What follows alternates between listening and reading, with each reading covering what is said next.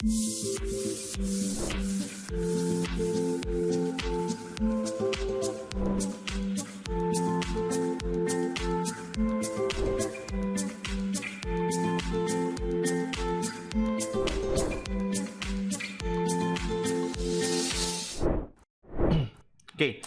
assalamualaikum warahmatullahi wabarakatuh.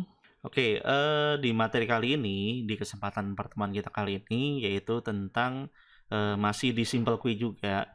Dimana untuk Simple Quy ini kemarin kita sudah belajar tentang yang namanya upload dan download ya. Jadi kita bisa menentukan berapa nilai upload serta berapa nilai download yang akan kita berikan sama si komputer klien gitu. Nah, selain kita bisa memberikan nilai upload dan download, ada juga namanya total akumulasi, gitu ya. Nah, total akumulasi ini fungsinya adalah untuk memberikan nilai max limit kepada klien-klien yang ada di dalam jaringan kita, gitu. Nah, fungsinya juga dia total max limit ini artinya nilai upload dan download itu sama besar, gitu. Dan untuk penerapannya biasanya diterapkan sama perusahaan ISP gitu. Kayak kita misalnya berlangganan untuk paket data ya, paket data seperti Telkom, seperti apa ya, seperti Fresh Media mungkin, atau kalau yang di Telkom itu apa namanya, IndiHome ya, seperti IndiHome juga gitu. Biasanya dia akan memberikan total max limitnya berapa gitu ya. Nah, itu total bandwidth yang dia berikan. Misalnya ini 1 mega harganya 320 atau harganya 400.000. Nah, itu masuknya ke dalam total akumulasi. Walaupun memang sebenarnya sih total limit yang diberikan sama ISP seperti IndiHome atau Fast Media itu nggak sesuai dengan apa yang kita inginkan gitu ya. Kayak misalnya ternyata waktu pas lagi kita beli, kok ini bandwidth yang kita beli sebenarnya sebesar 2 mega gitu kan. Sebesar 2 mega tapi nggak nyampe 2 mega. Dan kadang-kadang juga untuk total upload dan downloadnya juga nggak sama gitu. Nah, ini dikarenakan pembagian dari bandwidth yang diberikan sama ISP tersebut itu menerapkan yang namanya sistem up to gitu. Jadi bukan dedicated. Kalau misalnya dia dedicated, itu biasanya harganya lebih mahal gitu ya, karena memang koneksi yang digunakan sama si apa ya, sama si Fast Media ataupun IndiHome ini dia menggunakan sistem up to, yang artinya bandwidth yang diberikan itu akan diberikan dengan orang lain gitu, entah itu sebanyak 4 orang, 5 orang, atau 10 orang. Jadi kalau misalnya kalian mesen atau kalian apa ya, berlangganan gitu ya, berlangganan paket data ke ISP yang ada di seperti IndiHome atau segala macam, ya berarti biasanya yang diberikan itu yang up to gitu, bukan yang dedicated gitu. Dan untuk dedicatednya sendiri kita harus membuat beberapa perjanjian, biasanya seperti itu. Kalau untuk Telkom sendiri ya memang ada sih perjanjian itu, tapi kalau untuk Fast Media saya belum lihat lagi gitu ya.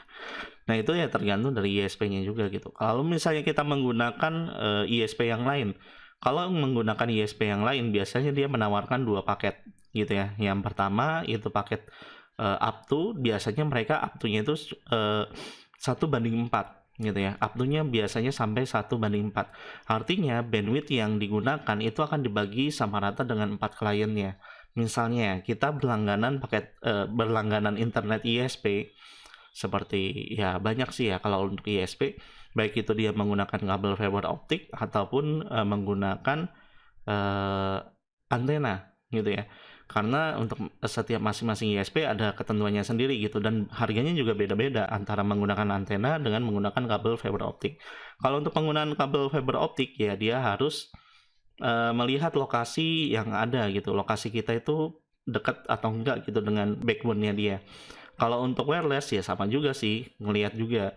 Tapi kalau untuk wireless pasti biasanya dia mengusahakan. Kalau misalnya untuk fiber optik dia nggak bisa mengusahakan, karena tergantung dari jalur yang dilewati sama si kabel tersebut gitu. Nah, untuk penggunaan bandwidth-nya dia biasanya 1:4. Misalnya kita berlangganan bandwidth 10 mega. Maka 10 mega ini akan dibagi sama rata sebanyak 4 klien. Berarti bukan berarti kita bakalan dapat bandwidth 10 mega terus menerus, tapi bisa jadi kita dapatnya cuman ya 10 mega bagi 4 gitu aja gitu. Oke, dan ada juga dia yang bentuknya dedicated. Kalau untuk dedicated biasanya dia harganya akan lebih mahal gitu daripada yang menggunakan shared gitu ya, atau yang menggunakan perbandingan kayak tadi tuh 1:4 gitu ya. Nah itu intermezzo sedikit. Nah untuk yang akumulasi ya berarti total bandwidth sama total upload dan downloadnya itu sama rata gitu. Makanya disebut total max limit gitu ya. Oke, nah untuk cara konfigurasinya gimana nih? Nah, kalau untuk cara konfigurasinya ya kita gunakan topologi yang sebelumnya gitu ya, masih sama seperti yang sebelumnya. Dimana kita membutuhkan dua klien ya, klien 1 dan klien 2 gitu ya. Nah, kemudian satu buah mikrotik gitu. Nah, untuk interface-nya masih sama seperti yang sebelumnya digunakan, dimana di sini saya gunakan dua adapter, yaitu adapter 1 menggunakan NAT, adapter 2 menggunakan host only. Dan di bagian host only-nya saya gunakan di bagian VirtualBox host only Ethernet adapter gitu ya. Nah, perlu diperhatikan lagi nih, waktu pas lagi kita nyeting adapter ini, kalian pastikan di bagian advance-nya, kalian klik di bagian kabel connected. Nah, fungsinya buat apa? Fungsinya ya hampir sama seperti kita menyolokkan kabel ke interface NIC ataupun ke switch atau hub. Jadi kalau misalnya kita unchecklist di kabel connected-nya, ya berarti nggak bakalan bisa terkoneksi gitu ya.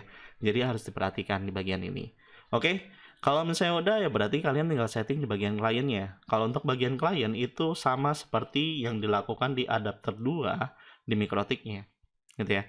Nah itu jangan sampai lupa gitu ya. Jadi topologinya itu dari internet menuju ke router, kemudian dari router disambungkan ke klien 1 dan klien 2 menggunakan switch yang disebut dengan host only adapter Ethernet host only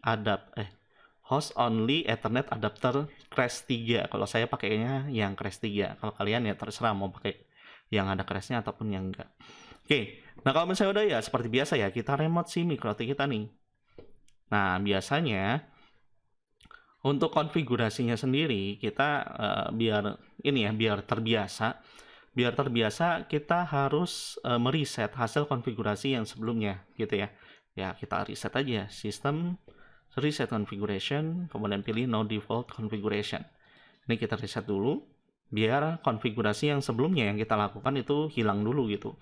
Karena apa? Karena kalau misalnya kita melakukan konfigurasi dengan cara meniban gitu ya, meniban konfigurasi sebelumnya, yang ada nanti konfigurasi sebelumnya yang masih nyangkut itu masih tetap bisa diakses gitu ya, atau masih tetap bisa berjalan gitu. Sehingga waktu pas lagi kita bikin total akumulasi download, ternyata kok bandwidthnya yang di iniin kok nggak sama seperti yang kita setting gitu ya. Jadi harus kita reset dulu gitu biar konfigurasi yang sebelumnya terhapus semua.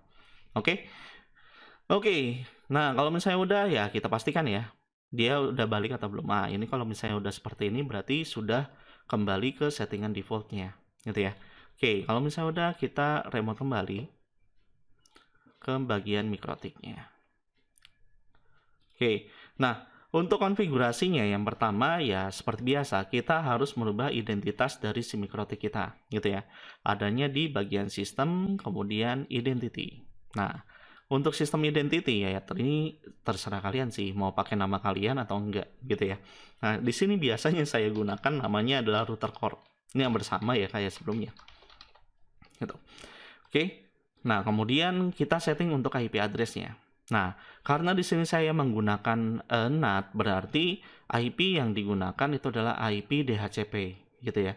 Karena NAT ini memberikan IP DHCP dari si VirtualBox-nya, gitu ya. Jadi supaya gampang, ya berarti saya tinggal setting di bagian IP DHCP klien, gitu ya. Karena yang bagian servernya adanya di VirtualBox-nya. Nah, ini kalian tinggal tanda plus, kemudian kalian ganti interface-nya. Dan kalian checklist di bagian DNS dan NTP untuk mendapatkan IP DNS dan juga mendapatkan NTP dari servernya, gitu ya. Nah, kemudian di sini ada juga default route. Default route ini fungsinya adalah supaya kita dapat IP gateway dari DHCP server, gitu. Supaya si router kita ini bisa menjembatani atau bisa terkoneksi ke dalam jaringan internet, gitu. Nah, kalau udah ya klik apply, oke, dan tunggu sampai dia mendapatkan statusnya adalah bound bound ini berarti dia akan mendapatkan IP address-nya gitu. Selain dia dapat IP address, jadi kalau misalnya kita lihat di bagian IP, ini saya close dulu. IP address itu akan dapat IP address, kemudian IP DNS, dia juga akan mendapatkan IP DNS. Dan untuk IP DNS ini jangan lupa diklik di bagian allow remote request-nya gitu ya. Fungsinya ya supaya chat yang diberikan oleh komputer klien itu berasal dari router kita, bukan dari DNS server yang ada di ISP gitu. Nah, kalau misalnya udah ya tinggal klik apply dan oke. Setiap perubahan selalu klik apply dan oke. Oke. Nah, setelah itu dapat apa lagi? Dia akan mendapatkan IP gateway, adanya di bagian IP kemudian root. Nah, di sini kita akan dapat namanya DAS. Directed Active Static ya, kalau nggak salah. Gitu ya. Nah, kalau misalnya kita lihat di sini dia akan mendapatkan IP bukan directed ya, Dynamic Active Static. Lupa saya kan. Kalau DAC yang ini Dynamic Active Connected gitu. Nah, ini harus kalian hafal nih. Karena apa? Biasanya sih ya di soal ada juga nih yang kayak gini. Yang kecil-kecil kayak gini bakalan keluar. Gitu ya. Jadi ada yang atas itu Dynamic Active Static. Kalau yang bawah Dynamic Active Connected gitu. Nah, ini kita akan dapat secara default, jadi kita nggak akan bisa hapus gitu ya.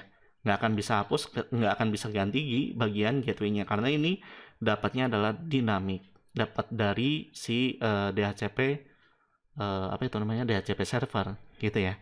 Oke.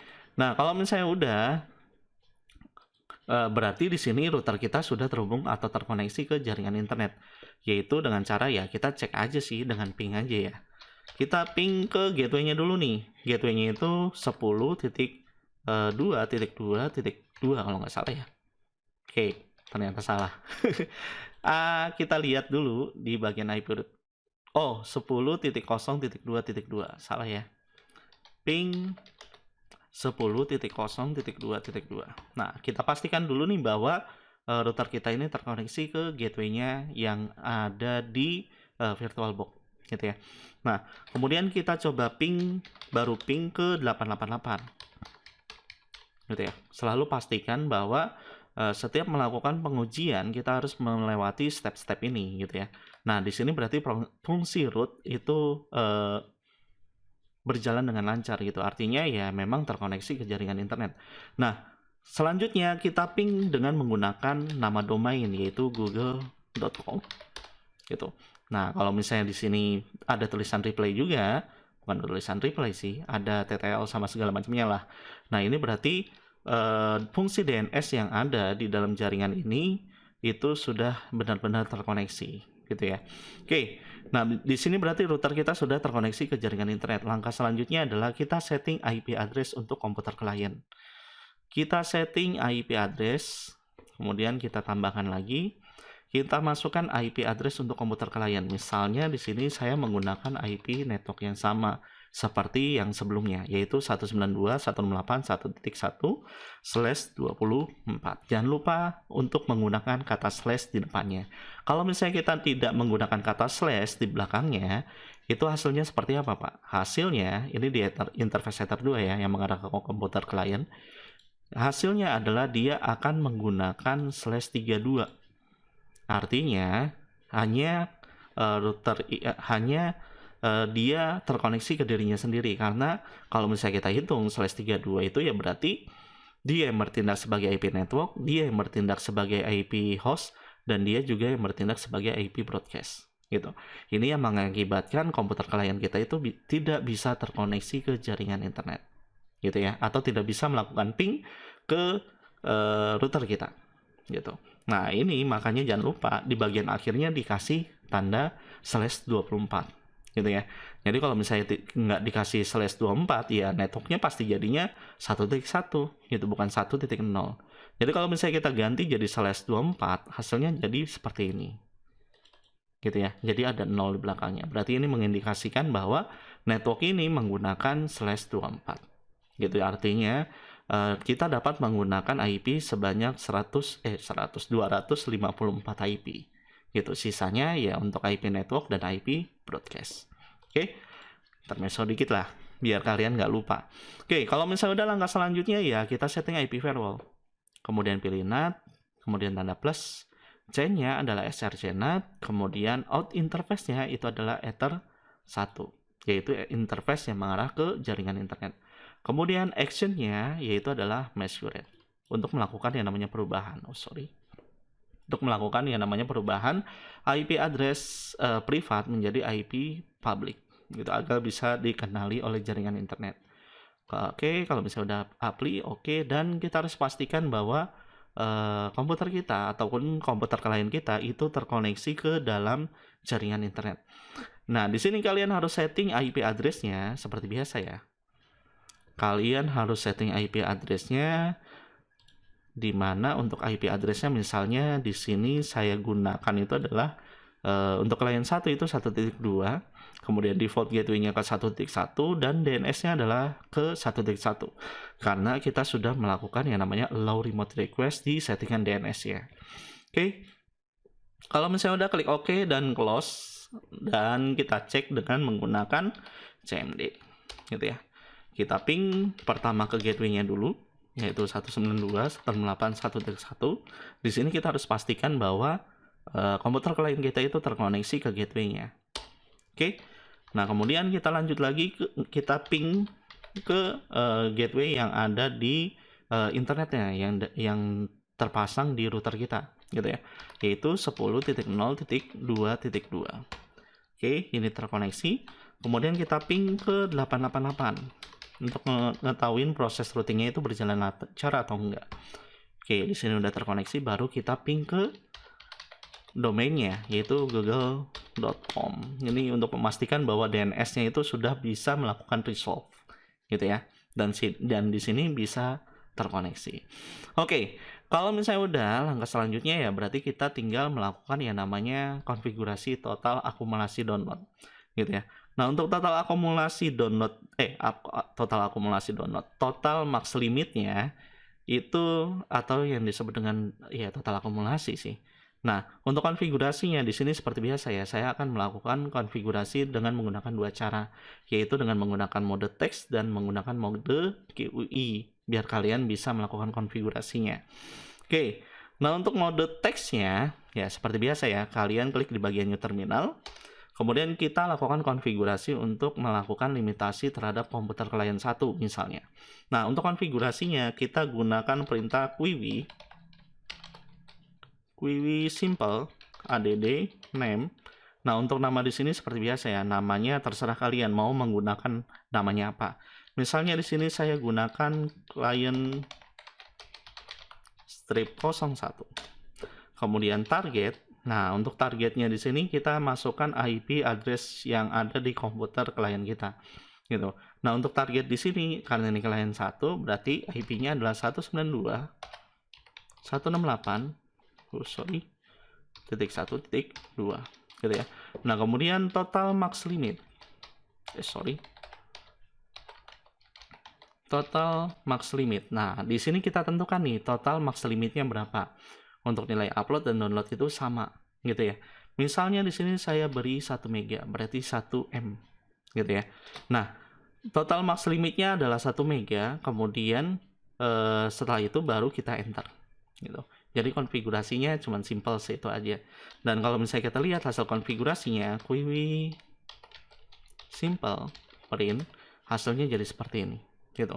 Dan untuk target di sini, ini targetnya bisa menggunakan IP address, bisa juga menggunakan IP network. Tergantung dari kita nih, untuk melakukan konfigurasinya itu untuk jaringan yang bentuknya seperti apa, gitu ya.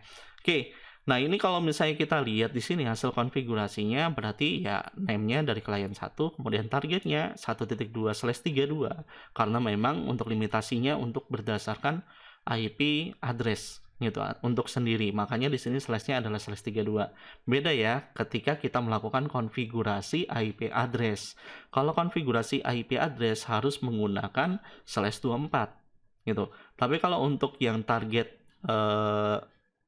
target limit, untuk limitnya itu harus menggunakan /32, gitu, karena untuk sendiri.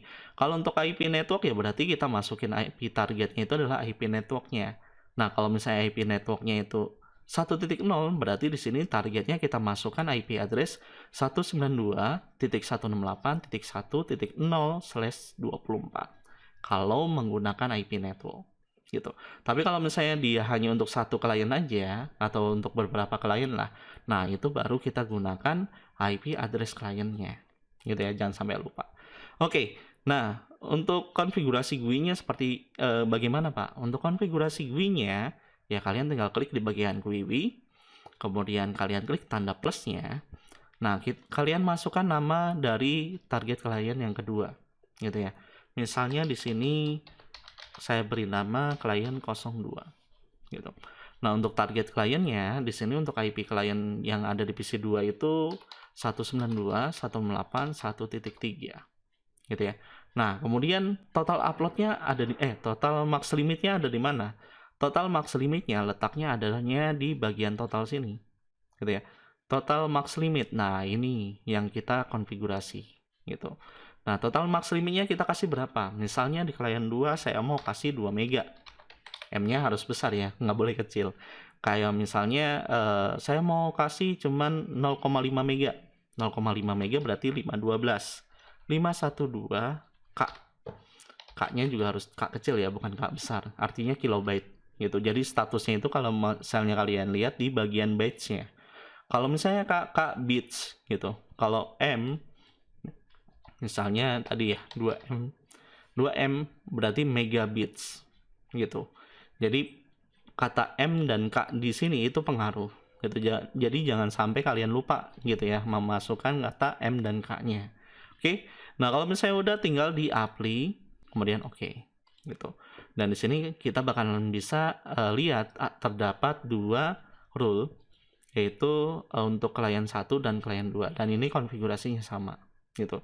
Sebenarnya sih kalau misalnya kalian mau nambahin nggak perlu kalian harus tanda plus gitu ya. Tanda plus masukin gitu. Nah, kalau misalnya kliennya banyak, kalian bisa melakukan proses yang namanya copy gitu ya. Jadi di copy, kalian tinggal ganti namanya. Misalnya nih untuk klien 3. Klien strip 03. Kemudian IP-nya berapa? Misalnya 4. Nah, ini kita bisa klik apply dan oke. Gitu. Jadi tinggal langsung muncul gitu ya. Kalau misalnya menggunakan GUI. Kalau misalnya saya lebih prepare mana Pak? Menggunakan GUI atau teks? Lebih prepare menggunakan teks gitu ya. Karena apa? Karena kalau teks nggak perlu pakai copy-copyan dan kita nggak perlu repot atau bingung ini punya yang mana ya? Ini punya yang mana ya? Gitu. Kalau misalnya di mode teks ya kita tinggal tanda panah ke atas, kemudian kita tinggal ganti itu name dan targetnya aja gitu ya, tergantung dari kalian lah. Oke, nah karena di sini klien kita cuma ada 2, ya udah yang klien 3-nya nggak usah dipakai, jadi dihapus saja gitu ya. Oke, nah kalau misalnya udah langkah selanjutnya apa Pak? Langkah selanjutnya adalah kita tes bandwidth gitu ya. Nah misalnya di sini untuk klien 1 ya di sini kita gunakan aplikasi dari Speedtest dulu deh. Nah untuk klien 1 seharusnya dia dapat bandwidthnya 1 mega. Berarti seharusnya total upload dan download itu sama, yaitu 1 mega. Dan ini kita tunggu dulu ya sampai dia selesai melakukan proses download. Oke, nah di sini statusnya jadi merah ya, karena dia menghabiskan semua traffic. Dan untuk yang di uploadnya juga sama, dia akan statusnya jadi merah dan bandwidthnya juga hampir 1 mega gitu ya. Mungkin karena ada proses yang lain ya, makanya dia berkurang. Oke, nah kalau misalnya kita lihat di sini status upload dan downloadnya itu sama, jadi sama-sama 1 mega gitu. Oke, nah selain itu, selain kita bisa juga menggunakan speed test dari apa ya, dari speedtest.net ini, kita juga bisa menggunakan aplikasi bawaan dari si Mikrotik juga gitu. Nah, aplikasi untuk melakukan speed test bandwidth atau pengetesan bandwidth yang kita lakukan, yang kita konfigurasi, itu kita bisa menggunakan aplikasi namanya adalah BitTest gitu. Jadi kalau misalnya kalian mau menggunakan aplikasi BitTest, kalian bisa mendownloadnya di bagian situsnya gitu ya. Kalian masuk aja ke mikrotik.com. Kemudian kalian klik di bagian software. Nah, kemudian di bagian bawahnya ini ada BitTest ya, bandwidth test. Nah, ini kalian tinggal download aja. Nah, kalau misalnya udah di-download, nanti aplikasinya jadinya bentuknya seperti ini. gitu ya. Jadi bentuknya seperti ini. Oke. Nah, untuk konfigurasinya supaya kita bisa melakukan speed test, kita harus mengaktifkan dulu nih ya namanya bit testnya gitu di dalam mikrotiknya. Kalau misalnya kita nggak aktifkan, yang ada ya nggak bakalan bisa jalan gitu ya. Nah, caranya kalian masuk di bagian tools, kemudian kalian pilih bit test server. Sebenarnya sih untuk settingan defaultnya bit test server ini dalam keadaan aktif gitu ya. Nah, di sini yang harus kalian lihat, yang harus kalian pastikan yaitu adalah statusnya harus enable. Jadi kalian harus checklist di bagian enable-nya dan kalian harus checklist di bagian authentication-nya. Nah, fungsinya buat apa authentication ini? Nah, fungsinya adalah waktu pas lagi kita melakukan speed test dengan menggunakan Bittest, kita harus memasukkan username serta password gitu. Tapi kalau misalnya kita nggak mau menggunakan username dan password, kalian tinggal unchecklist aja di bagian authentication gitu ya. Nah, di sini karena biar apa ya, biar secure gitu ya, waktu pas lagi kita melakukan bandwidth test, hanya kita aja nih yang tahu, maka di bagian authentication-nya kalian harus checklist gitu ya. Nah, ini harus di checklist dan untuk username serta password yang digunakan itu kalian pakai username serta password yang ada di mikrotik kalian gitu. Jadi kalau misalnya kalian setting sistem user ya, sistem mana di user. Wah, ini kayaknya saya nggak bisa ngeliat ya.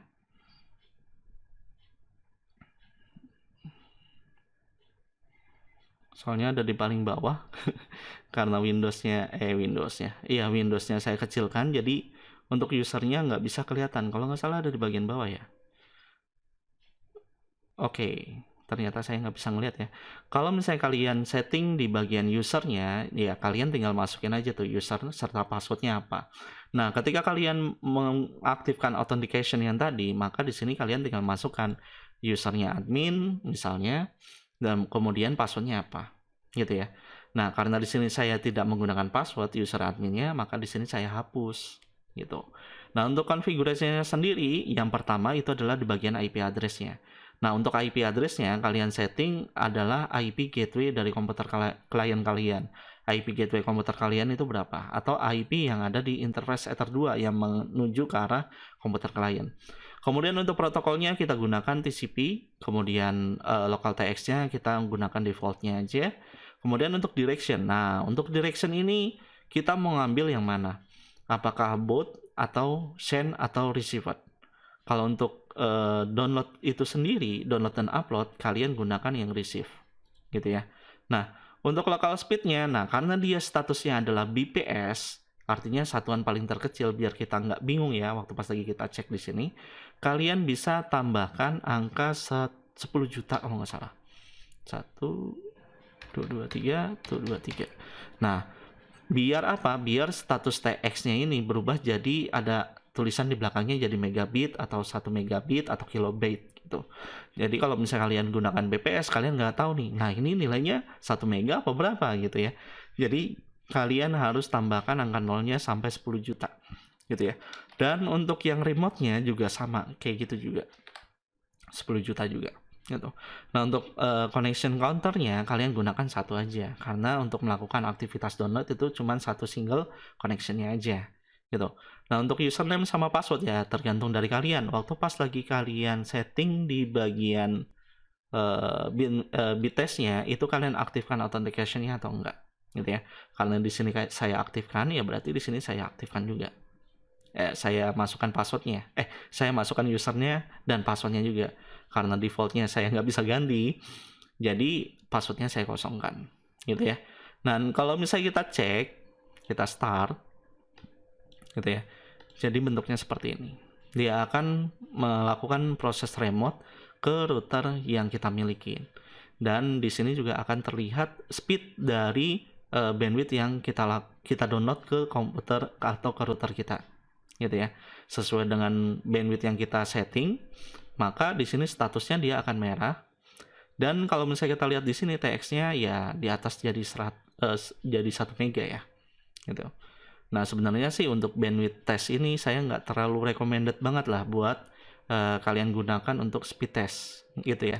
Karena yang paling recommended itu ya pakai aplikasi sih, aplikasi bawaan dari speed test ini gitu.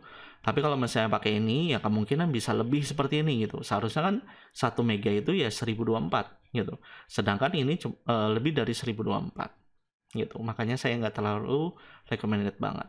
Dan kalau misalnya kita lihat trafficnya di bagian traffic, nah ini kita akan gak kelihatan gitu ya. Nah ini yang anehnya dari kemarin saya lihat loh, kok ini di bagian traffic ininya kok nggak ada gitu. Dan padahal kalau misalnya kita gunakan speed test ya, kita gunakan speed test yang di sini.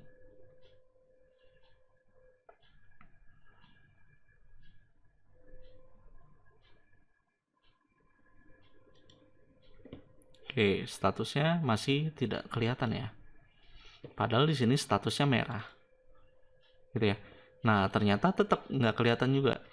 Walaupun memang ya kita ngelihatnya di bagian ininya aja, warnanya, indikator warna. Padahal kalau misalnya kita lihat di sini trafficnya ada, gitu. Dan anehnya seperti itu sih. Tapi nggak tahu deh kalau misalnya kita menggunakan perangkat, apakah sama seperti itu atau enggak, gitu. Jadi traffic download dan uploadnya jadi nggak kelihatan, gitu ya. Kalau misalnya kita menggunakan total, gitu. Tapi kalau misalnya di total statistik itu muncul ada. Kalau di traffic nggak muncul, gitu ya. Kita coba tes lagi. Lihat di bagian statistik juga nggak kelihatan, gitu ya. Jadi untuk melihat trafficnya itu hanya bisa dilihat di bagian total statistik aja. Jadi counternya kita bisa lihatnya di sini aja, gitu ya. Nih kalau misalnya kita mau hapus, nah counternya bisa dilihatnya cuma di sini aja gitu, sama status ini nih merah atau enggaknya. Kalau misalnya menggunakan virtual mungkin akan beda ya kayak kalau misalnya kita menggunakan device-nya langsung gitu. Jadi mungkin kalian ikutin kalian coba-coba aja gitu. Kalau misalnya menggunakan device, apakah dia tetap sama atau enggak gitu ya. Nah untuk bagian yang klien 2 nih, klien 2 apakah sama seperti itu juga atau enggak gitu, dapat bandwidth 2 mega atau enggak. Kita coba pakai speed test yang biasa ya. Kalau speed test saya nggak terlalu recommended banget gitu ya. Nggak tahu kenapa, karena bandwidthnya nggak dilihat secara realnya gitu. Oke, kalau misalnya kita lihat di bagian speed testnya di klien 2 itu seharusnya dapat bandwidth 2 mega gitu ya untuk download, 2 mega untuk uploadnya. Oke, ini dapat 1,9 berarti ya hampir 2 mega. Kemudian untuk uploadnya